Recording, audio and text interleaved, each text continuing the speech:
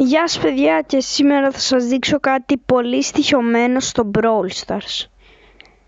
Όμως πρώτα ελάτε να δείτε το νέο μου skin του Ρίκο που κέρδισα πριν λίγο εδώ στο Brawl Stars. Πού είσαι Ρίκο?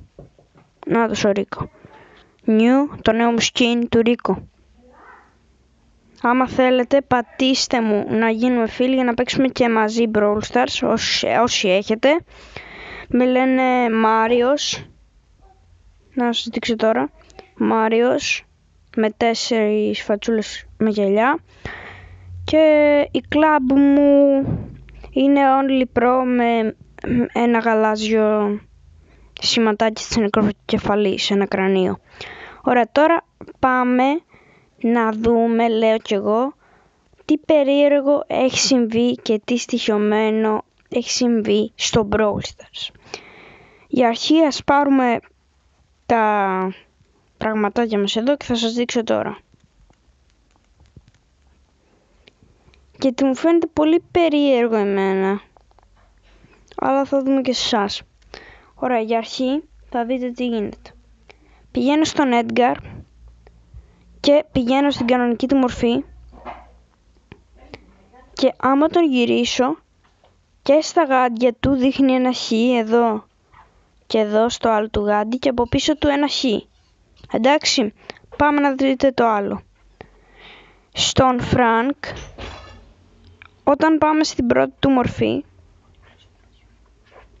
βλέπετε στο σφυρί του να έχει 2 χ πάνω στην ακροκεφαλή. Μετά, άμα πάμε στον El Primo, στην αρχική του πάλι μορφή, θα δείτε να έχει ένα χ πίσω στο κεφάλι του. Ψάξτε το, θα το δείτε. Και άμα πάτε στο Dynamite, στην αρχική του μορφή, θα δείτε πως έχει ένα χ στο πουκάμισό του. Καλά, αυτό μπορεί να μην είναι κάτι, αλλά εγώ πιστεύω πως με κάτι συνδέεται. Επόμενος παίχτης. Άμα πάτε πάλι στο Grow και πάτε τώρα στην αρχική του μορφή, μπορεί να έχει και αυτός ένα χ πίσω στο μάτι της γάτας. Και ο Bull, άμα δείτε στο χέρι του, όχι εδώ, στην πότα του, έχει ένα χ. Καταλάβατε, συγγνώμη. Τι γίνεται εδώ πέρα, κοιτάξτε την Μπίμπι. Στην αρχική της μορφή, στο ρόπαλό της επάνω έχει ένα χ. Και στην μπάλα έχει ένα χ.